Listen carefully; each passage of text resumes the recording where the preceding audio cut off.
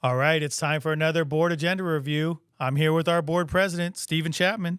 Let's fire away. This meeting will get through its regular opening. After that, we're straight into celebrations. Celebrations, yeah, we are recognizing our finance team, getting recognized for the ninth year in a row, I believe, from the GFOA and the ASBO International on our financial accountability, transparency, how we're doing our budget work. So I want to thank Joyce Council and her team and your leadership on making sure that we're budgeting correctly for the district and investing in our students and our staff. Yes, many hands going to making that work and appreciate all of them. All right, then we'll get into our information items and we'll have a discussion on the update for the Auditor General's classroom spending report. So this is an annual report that's been being done since the year 2000 when Classroom Site Fund was first established with Proposition 301. And it takes an assessment of all the school districts in Arizona, looks at how they're spending their dollars, and then rates them on how they're doing. One of the newer adds to this report is a listing on teacher salaries. And there's a nice chart in there on our page that shows the history of our salaries since 2017, where you can see the district was well below the state average, but now we're the best in the state, over 20 grand above the state average. So that's a nice graph to look at. And we know that we haven't just done that for teachers. We've been able to do that for all employees, which also means in a lot of the other categories, when comparing to other districts, because we have high salaries and that drives most of the costs on most things, we also look high in comparison to other districts because we have those high salaries. Yeah. But don't want to take all of Joyce's thunder, but that's some of the components of what you'll see in the Auditor General's classroom spending report. Yeah, and then another good thing for the public to know, because they will say classroom spending and non-classroom spending, is the way they identify it. We see it a little bit differently. When we have qualified school bus drivers taking our kids to and from school safely every day, that's student spending. When we have our cafeteria folks are serving nutritious free breakfast and lunch to our students, that's direct student spending. So while the state doesn't see it that way and we're investing in those things, all of our dollars are being spent on making sure students are safe, healthy, and ready to learn every day.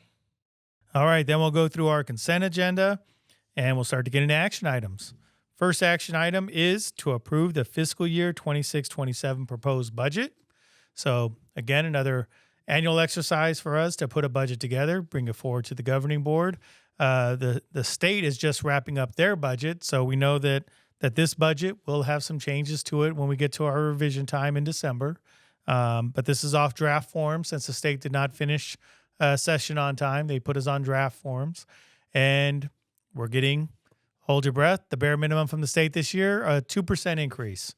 So under Proposition 301 and then reaffirmed by Proposition 123, the state is required to give us an increase of at least 2% or inflation, whichever number is lower.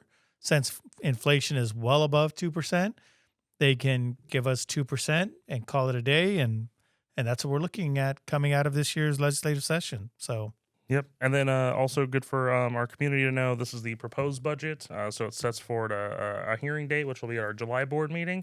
At that time, folks will be able to come in, hear the budget again. We'll go over the proposal, obviously, in this meeting, but we'll hear it again. There'll also be time for public members to ask questions, provide feedback, and then the board will be voting on the budget on the July meeting as well. yes. And then we'll have the audit and compliance questionnaire for fiscal year 24-25. Again, another annual requirement. We get Heinfeld and Meach, an outside third party, to come in, review everything that we're doing, hundreds of questions, and it is a simple yes, no, or not applicable. There isn't a yes but or no but. It's just those three options on each question as they go through them. And so with those hundreds of questions, we're seeing that it's another typical year for us, which we'll have around 10 or so questions that the answer ends up being no on, and that's pretty standard for most districts. You don't see any district who just gets every question as a yes, because then an auditor would probably lose their job if that was to happen. Yeah, absolutely. And I think it's also important to note for our community that, yeah, this is a neutral third party that comes in when you hear questions about how a district is spending money, how they're prioritizing money. This is a group that comes in. Are we being financially compliant with state law, state regulations, all of those things? And it kind of goes back to the awards that we'll be celebrating in our earlier part of the agenda. That, yeah, we are meeting the financial needs and requirements of our district and the state. Yep. And then we'll have an issuance of our school improvement bonds. This is the last issuance out of our existing authorizations, 125 million, and it's being used to pay off the existing projects. Obviously, we have the new school along with the training and learning center. So those projects will be paid off by this issuance, and then we're tapped out on bond.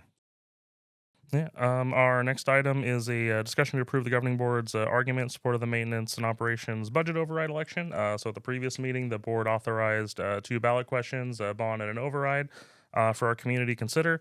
This is a statement on behalf of the board about why the maintenance and operations override is important. Again, these are dollars that go to salaries, programs, things like that. So the statement of why the board is asking for this will be voted on and be included in the voter guide. And then after that, we are looking at a review of professional staff fringe benefits. First read, this is an existing policy we're just amending that allows the superintendent to ensure that certain staff members across the district have access to a mobile phone. We have a lot of folks that work on school safety, whether it's our site administrators, district administrators that need to be in contact with each other in events of emergency, be able to call first responders, things like that. So we want to make sure they have a reliable communications device to do that. So this will authorize the superintendent to be able to make sure the right folks have a cell phone available. And then we have a discussion consideration to approve a coaching stipend agreement language. This is just to make sure that our coaches are aware about driving white buses, things like that. We also do provide training for anybody that's driving a white bus or any other district vehicles to make sure that they're, especially with students on board, they're driving safely, following all the laws and everything like that.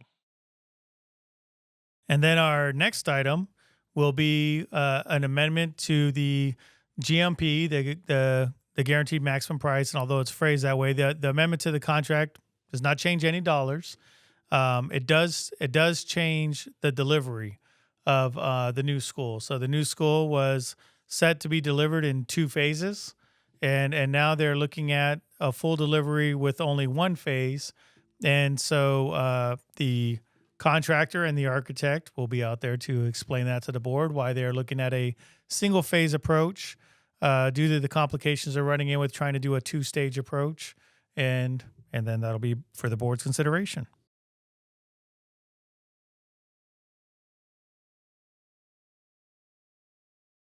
All right. Then we just have a couple of executive session items. When we come back from that, we'll have a few pieces of action after that. One of them is the superintendent's evaluation. We do that each year. Every school district does a full evaluation with their superintendent, including performance pay as required by statute. So that'll be one of the action items we take after coming out of the executive session. We also have to consider a proposal from the city of Tolleson in regards to a pedestrian bridge project. And then from after that, we have a following action item based on executive session conversation in regards to communications with the Auditor General's office. So that's our meeting for Tuesday. All right, a lot of action items. Hopefully not a long night, but we'll see you all out there on Tuesday. See you there.